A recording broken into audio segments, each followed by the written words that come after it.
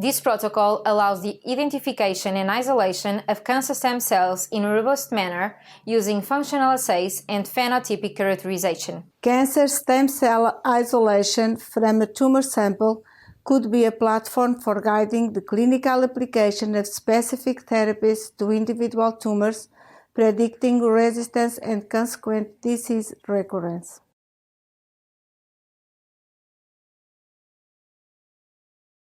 To prepare non-adherent suspension cultures, first coat the cell culture containers with 50 microliters per centimeter squared of 15 milligrams per milliliter of polyhema and place the containers in a 37 degrees Celsius drying oven for at least 2 days.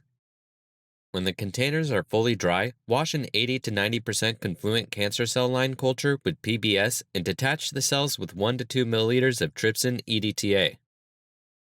After 5 minutes at 37 degrees Celsius, arrest the reaction with 2 to 4 milliliters of fresh cell culture medium and wash the dissociated cells by centrifugation. Resuspend the pellet in fresh culture medium for counting and dilute the cells in fresh sphere culturing medium containing 2% methylcellulose at a 500 to 2000 cells per centimeter squared per culture dish concentration. To ensure sphere monoclonality, seed each cell line at a low density in an anchorage-free environment.